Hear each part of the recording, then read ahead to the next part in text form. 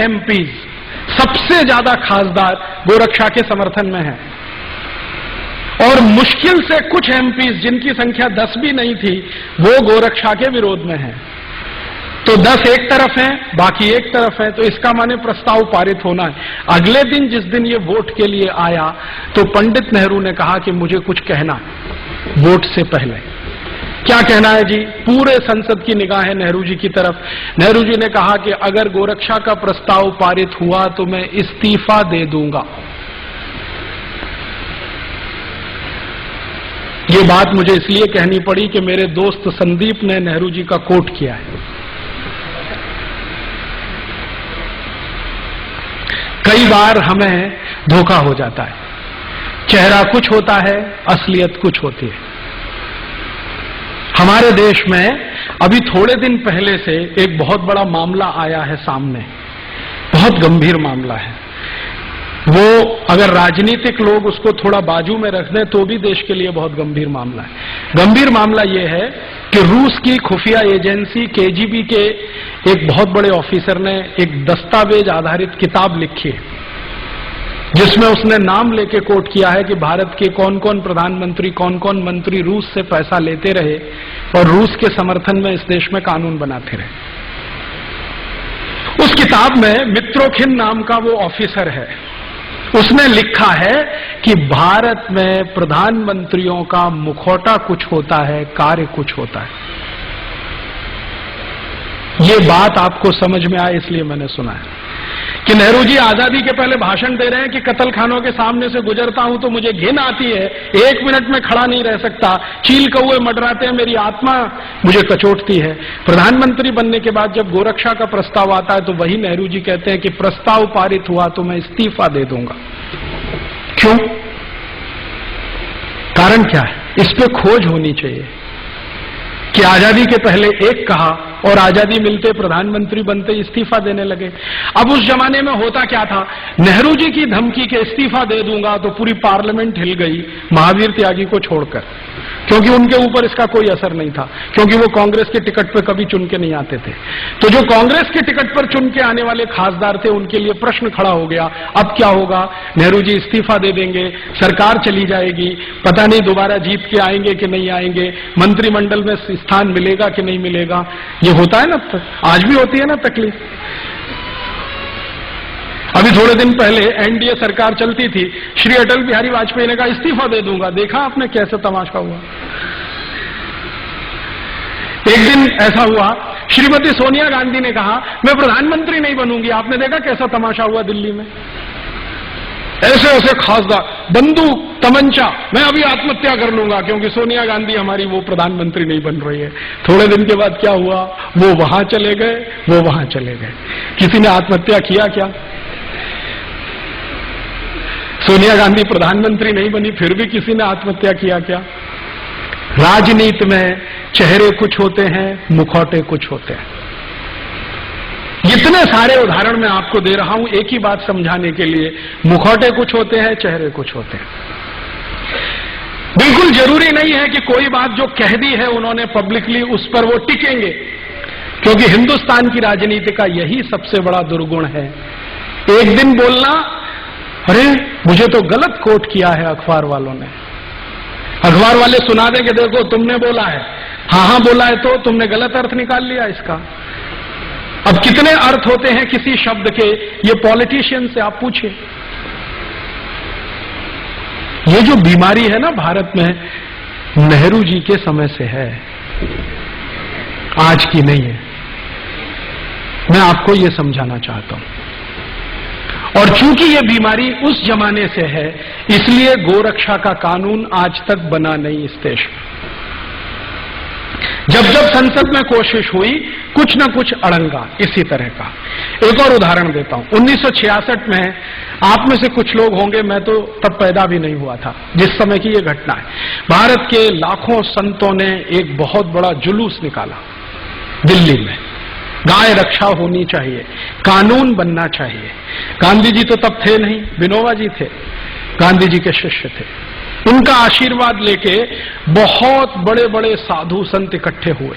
स्वामी करपात्री जी महाराज, जो शंकराचार्य के स्थिति वाले संत हैं, वो उन्होंने लीडरशिप लिया। गोरक्षा होनी ही चाहिए। लाखों साधु संत इकट्ठे हुए और उन्होंने कहा कि हम संसद को घेर लेंगे अगर सरकार गोरक्षा का कानून पारित नहीं करती।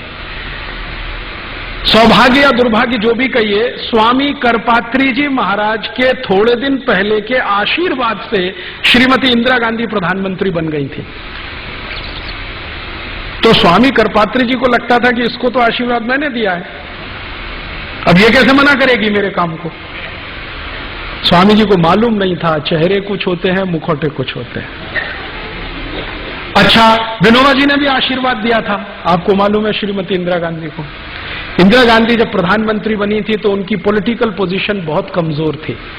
उनके सामने जो टक्कर में थे ना, वो बहुत पावरफुल लीडर थे। निजलिंगप्पा बहुत पावरफुल आदमी थे। पूरा दक्षिण भारत उनके समर्थन में खड़ा था और तय था कि ये प्राइम मिनिस्टर बनेंगे। निजलिंगप्पा को अड़ंगी लगाकर श्रीमती गांधी प्रधानमंत्री बनी थी। तो बहुत सारे संतों से आशीर्वाद लिया था, तो करपात्री जी ने भी दे दिया, विनोबा जी ने भी दे दिया। अब प्रधानमंत्री बनते ही याद दिलाया विनोबा जी ने, वो काम करो ना मेरा, वो हत्या बंद करने के लिए कानून लाओ। तो कहा बाबा अभी थोड़े दिन संभालने तो दो। तो बाबा ने कहा कितना दिन लगेगा संभालने में। तो दिन बीतते गए और करपात्री जी महाराज का धैर्य चुक गया, तो उन्होंने एक बहुत बड़ा जुलूस निकाल दिया। सरकार को घेरना है, संसद को कॉर्डन कर देना है, कोई अंदर जाएगा नहीं, कोई बाहर आएगा नहीं जब तक गोहत्या बंद नहीं होती। आप जानते हैं क्या हुआ? जिन करपात्री जी महाराज के आशीर्वाद से श्रीमती गांधी प्रधानमंत्री बनी थी, उन्हीं के ऊपर श्रीमती गांधी ने गोली चलवाई और एक नहीं सैकड़ों साधु उसमें मर गए। लेकिन गो हत्या नहीं रुकी, वो वैसे ही चली। उसके बाद स्वामी करपात्री जी ने, उनके शिष्य बताते हैं, मैंने कभी उनसे सीधे बात नहीं की, स्वामी करपात्री जी ने श्राप दे दिया और वो ये कहते हैं कि उसी श्राप का दुष्परिणाम है कि जिस तरह से श्रीमती गांधी ने गोलियां चलवाकर मरवाया था गोरक्षा भक्तों को, उसी तरह से श्रीमती गांधी मारी गई।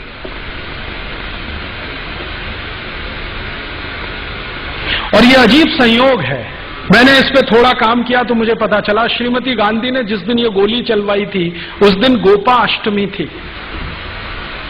भारत में गाय के पूजन का सबसे महत्वपूर्ण दिन है गोपाष्टमी, दीपावली के कुछ दिन बाद आता है। और श्रीमती गांधी को जिस दिन गोली मारी गई वो दिन भी गोपाष्टमी थी।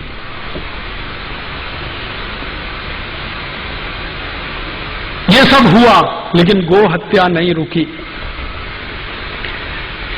विनोबा भावे जिन्होंने आशीर्वाद दिया था श्रीमती गांधी को, वो जीवन के अंतिम दिनों में डिप्रेशन में चले गए। इतने डिप्रेशन में चले गए कि उन्होंने आत्महत्या कर ली, खाना पीना छोड़ दिया, जैन संतों की भाषा में कहूं तो संथारा ले लिया, और कॉन्स्टिट्यूशन की भाषा में कहूं तो आत्महत्या कर ली। इतने डिप्रेशन में गए विनोबा जी। और विनोबा जी बार बार एक प्रश्न पूछते थे कि मैं कोई बहुत बड़ी मांग नहीं कर रहा हूं, एक छोटी सी मांग है कि गाय का कत्ल बंद करा दो, कोई बहुत बड़ी मांग नहीं है, संसद के सब सदस्य मानते हैं, मेजॉरिटी संसद इसके साथ में है। और उन्होंने कहा कि गाय का कत्ल बंद हो जाए तो ये देवनार कत्ल खाना बंद हो जाए जो मुंबई में चलता है, जिसमें 26,000 जानवर आज रोज कट रहे हैं, उस समय 11,000 कटते थे। छोटा सा प्रश्न था, नहीं हुआ और वो वहीं छूट गया। उसके बाद अभी थोड़े दिन पहले जब एनडीए सरकार आई तो बड़ी मुश्किल से एक बिल तैयार करके संसद में पेश किया गया कि गाय की हत्या तुरंत रुकनी चाहिए, कानून तुरंत बनना चाहिए। सवेरे बिल पेश किया गया, शाम को वापस ले लिया। श्रीमान अटल बिहारी वाजपेयी की सरकार ने सवेरे विधेयक पेश किया सरकार की तरफ से, शाम को वापस ले लिया, ये कहते हुए कि इस पे बाद में बहस होगी। मैं आपको ये सुनाकर क्या कहना चाहता हूं, हिंदुस्तान में गाय का कत्ल बंद हो जाए ये हमारी सद इच्छा है, लेकिन गाय का कत्ल चलता रहे उसके लिए कोई बहुत बड़ा षड्यंत्र है, वो समझना जरूरी है। हमारी तो सदिच्छा है कि गाय का कत्ल नहीं होना चाहिए, लेकिन कोई बहुत बड़ा षड्यंत्र है इस देश में जो गाय के कत्ल को लगातार चालू रखना चाहता है। जब भी संसद में इस तरह की बहस होती है, कुछ न कुछ इस तरह के सवाल खड़े हो जाते हैं। एक दिन तो मैं खुद संसद की दर्शक दीर्घा में था, उस दिन बहस हो रही थी इसी गोरक्षा के प्रश्न पर। मैं गया था कि आज देखें सांसद कौन किस समर्थन में है, कौन किस पक्ष में है। सारे सांसद एक बाजू में स्वर से बोल रहे हैं कि गोरक्षा होनी चाहिए। मुस्लिम सांसद जीएम बनात वाला ने कहा कि अगर बिल पास होता है तो पहला वोट मेरा, गोरक्षा के समर्थन में। उनके साथ दूसरे मुस्लिम सांसद खड़े हो गए, हमारी आपत्ति नहीं है, आप कानून बनाइए। अभी एक महिला खड़ी हो गई, उसका नाम है सुश्री ममता बनर्जी। उसने कहा गाय का मांस खाना मेरा मौलिक अधिकार है, उसका क्या होगा?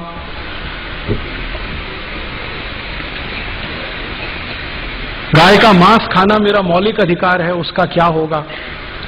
और ममता बनर्जी ने सुप्रीम कोर्ट के एक डिसीजन को कोट करके बोलना शुरू किया कि कोई कसाई गाय का कत्ल करता है, ये उसका मौलिक अधिकार है, उसका क्या होगा? ये सुप्रीम कोर्ट का जजमेंट है। तो मामला कहां बिल्कुल होते होते फिर फिसल गया। इसी तरह से एक बार और हुआ, हमारी संसद में सब तय हो गया कि गोरक्षा का बिल पास ही हो जाना चाहिए, सब हो जाना चाहिए। एक महामहिम भारत देश में राष्ट्रपति पद का चुनाव लड़े हुए एक व्यक्ति जीजी स्वेल खड़े हो गए कि मैं गाय का मांस खाता हूं, मेरा क्या होगा? तो मैंने उनको एक खत लिखा था जिसका जवाब उन्होंने नहीं दिया। मैंने कहा आप गाय का मांस खाते रहिए अपने घर में काट के, ये कत्ल खाने तो बंद होने दीजिए। आपको गाय का मांस खाना है, आप अपने घर में कत्ल करिए, काटिए, उसे खाइए। आप में हिम्मत है तो अपने घर में गाय को काटिए, खाइए।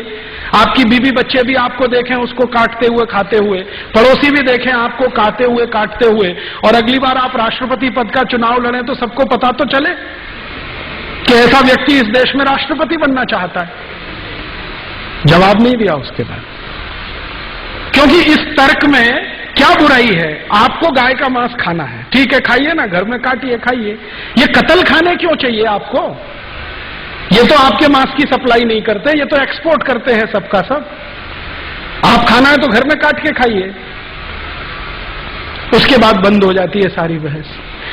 पिछले आजादी के 58-59 सालों में संसद में 4 बार गंभीरता से गोरक्षा पर बहस हुई है, प्रस्ताव पारित होने तक आया है, वोट करने तक नौबत आई है, लेकिन किसी न किसी कारण से वो अटकता गया है। कभी पंडित नेहरू के इस्तीफा देने की धमकी के कारण, कभी हमारे देश में सुश्री ममता बनर्जी जैसे खासदारों के ये कहने के कारण कि मैं गाय का मांस खाती हूं, मेरे मौलिक अधिकार का क्या होगा, कभी जीजी स्वेल के कारण, और कभी सवेरे विधेयक पेश किया और शाम को बहस करेंगे दोबारा, ये श्री अटल बिहारी वाजपेयी के बयान के कारण। हर बार ये हुआ है। मैंने इसको समझने की कोशिश की है कि आखिर गाय की रक्षा में ऐसा कौन सा प्रश्न है, या जानवरों की रक्षा में ऐसा कौन सा प्रश्न है जो भारत की संसद इसको होने नहीं देना चाहती, या भारत की संसद में ऐसे कुछ लोग हैं, मित्रोखिन के शब्दों में अगर कहें, जिनके चेहरे कुछ हैं, मुखौटे कुछ हैं। तो हम ढूंढना शुरू करें, हमारे नजदीक में ऐसे कितने पॉलिटिशियंस हैं, खासदार हैं, आमदार हैं, जिनके चेहरे कुछ हैं, मुखौटे कुछ हैं। ढूंढें, हम कम से कम अपने बीच में खोजना तो शुरू करें, ताकि ये गंभीर प्रश्न आज नहीं तो कल हल हो सके, क्योंकि हल तो करना ही पड़ेगा इस प्रश्न को, आज नहीं तो कल, कल नहीं तो परसों, परसों नहीं तो नरसों। इस प्रश्न को बहुत दिनों तक टाल के नहीं रखा जा सकता। इसको ऐसे ही हल करना पड़ेगा जैसे कभी हमने कई गंभीर प्रश्न हल किए। भारत पाकिस्तान के बंटवारे का प्रश्न था, बार बार टाल नहीं सकते थे तो हल किया, थोड़ा दर्द हुआ लेकिन हल हुआ। एक लाइन खींची गई कि वो पाकिस्तान है, ये भारत है। चीन के साथ हमारा गंभीर प्रश्न हुआ सीमा विवाद पर, बहुत दिनों तक टाल नहीं सकते थे तो हमने फैसला किया। ये भी प्रश्न बहुत गंभीर है, क्योंकि भारत के करोड़ों लोगों की मान्यताओं से, आस्थाओं से जुड़ा हुआ है और हमारे संपूर्ण भारत के जीवन से जुड़ा हुआ है। हम भारतवासी गांधी जी के शब्दों में अगर कहें कि हम सनातनी हिंदू हैं, गांधी जी जब ये ताल ठोक के कहते हैं कि मैं तो सनातनी हिंदू हूं, क्यों हूं? क्योंकि मैं पूर्व जन्म में मानता हूं। जरा इसको खोले, इसमें है क्या? दुनिया में भारतीयता को छोड़कर ऐसी कोई दूसरी सभ्यता नहीं है जो पुनर्जन्म में मानती हो। अभी आज की दुनिया में 4 बड़ी सभ्यताएं तो मौजूद हैं कम से कम, और इतिहास में बहुत सारी सभ्यताएं आकर चली गई हैं। फिलहाल में 4 मौजूद हैं। एक है इस्लामिक सभ्यता, एक है ईसाईयत वाली सभ्यता, एक है जुडाइज्म वाली सभ्यता, यहूदीइज्म वाले, और एक है हमारी भारतीय सभ्यता। 4 तो पक्की है ही। फिर भारतीयता में बहुत सारी उप सभ्यताएं हैं। एक जैनिज्म है, एक बुद्धिज्म है, और बहुत सारे हैं। ऐसे ही ईसाईयत में बहुत सारी उप सभ्यताएं हैं, ऐसे ही इस्लाम में बहुत सारी उप सभ्यताएं हैं, ऐसे ही जुडाइज्म में है। भारत की सभ्यता को छोड़कर इस्लाम, ईसाईयत और यहूदी तीनों सभ्यताओं में पुनर्जन्म नहीं माना जाता। वो मानते हैं कि जन्म एक बार होता है, बार बार नहीं होता। इसलिए उस सभ्यता में जो भी कुछ करना है वो एक ही जन्म में करना है, क्योंकि आपको दोबारा जन्म नहीं मिलेगा। मेरे बहुत सारे मित्र हैं, दोस्त हैं, अमेरिका में रहते हैं, यूरोप में रहते हैं। पहले मेरे साथ पढ़ाई करते थे, लेकिन भाग के चले गए अमेरिका, यूरोप। और वो कई बार मुझे कुतर्क करते रहते हैं। वो कहते हैं, यार देखो हमारा अमेरिका तो बहुत अच्छा है। अब वो हमारा अमेरिका बोलते हैं। हाँ, लॉयल्टी इतनी चेंज हो गई है कि हमारा अमेरिका बहुत अच्छा है। जन्म भारत में लिया, हवा यहाँ की खाई, पानी यहाँ का पिया, मिट्टी में यहाँ खेले, भोजन यहाँ का किया, यहाँ के लोगों के खून पसीने की कमाई के टैक्स के पैसे पर इंजीनियरिंग किया, भाग गए अमेरिका। काम वहां कर रहे हैं, भारत को कुछ नहीं दे रहे हैं। कभी कभी एहसान करते हैं, यहां आ जाते हैं तो गालियां देके चले जाते हैं। भारत में बहुत गंदगी है, सड़क पे कुत्ते घूमते रहते हैं, गाय घूमती रहती है, भैंस घूमती रहती है, और घर में छिपकली आ जाती है, मच्छर आ जाते हैं। ये कोई देश है रहने लायक? चलो हमारा अमेरिका बहुत अच्छा है। हाँ, और उनके माता पिता बेचारे पूरे साल इंतजार करते हैं, हमारा बेटा आएगा आएगा। बेटा वहां से हाय हेलो कर देता है बस, और माताजी मरने को तैयार है, फिर भी कहता है क्या करूं, प्लेन की टिकट नहीं मिल रही है, अभी अंतिम संस्कार कर देना किसी भी तरह से। तो वहां प्लेन की टिकट माताजी से बड़ी हो जाती है। तो ऐसे कुछ लोग जो भारत में पैदा हुए अमेरिका चले गए, वो कभी कभी मुझे कुतर्क करते हैं, इस प्रश्न पे भी कुतर्क करते हैं। जब मैं उनसे कहता हूं कि देखो भैया, ये अमेरिका की जो सभ्यता है वो ईसाईयत से संचालित है, यूरोप की सभ्यता वो भी इसी से संचालित है, थोड़ा बहुत इलाके में जुडाइज्म है, और इस्लाम की तो अपनी सभ्यता है ही, इनमें से किसी में भी पुनर्जन्म नहीं है। तो वो मुझे तर्क पता है क्या देते हैं? वो कहते हैं देखो अमेरिका में हर चीज फास्ट हो जाती है, तुम्हारे देश में कोई भी चीज नहीं होती, 10 साल में नहीं होती, 15 साल में नहीं होती। हमारे अमेरिका में तो एक फोन पे सब होता है, और हमारे यहाँ हर चीज फास्ट है। गाड़ी चलती है तो 240 किलोमीटर प्रति घंटे की रफ्तार से, तुम्हारे यहाँ कल्पना होती है क्या? तो वो कहता जीवन बहुत अच्छा है, तेज है, वगैरह वगैरह। तब मैं उनको धीमे से कहता हूं, तुम्हें मालूम है वहां का जीवन क्यों तेज है? क्योंकि वहां पुनर्जन्म नहीं होता।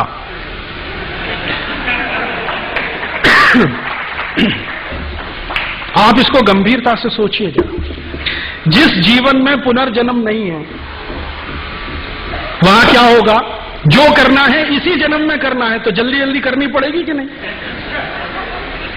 दूसरा जन्म तो है नहीं, तो जो करेंगे जल्दी करेंगे। तो जल्दी करने के लिए जो टेक्नोलॉजी बनेगी उसी में वो रहेंगे। देखिए, टेक्नोलॉजी जो बनती है किसी भी देश में वो मान्यता के हिसाब से बनती है। एक पहिया है मान लीजिए, मूल तो वो है, बाकी उस पहिए को आप हवाई जहाज में लगा लीजिए, चाहे मोटर कार में लगा लीजिए, चाहे स्कूटर में लगा लीजिए, या बैलगाड़ी में लगा लीजिए, है तो पहिया। अब वहां क्या है? जीवन एक ही बार है, बार बार मिलता नहीं है, जो करना है एक ही बार में करना है। मेरा एक बहुत अच्छा दोस्त है, जर्मन है, वो थोड़े दिन पहले आया था भारत।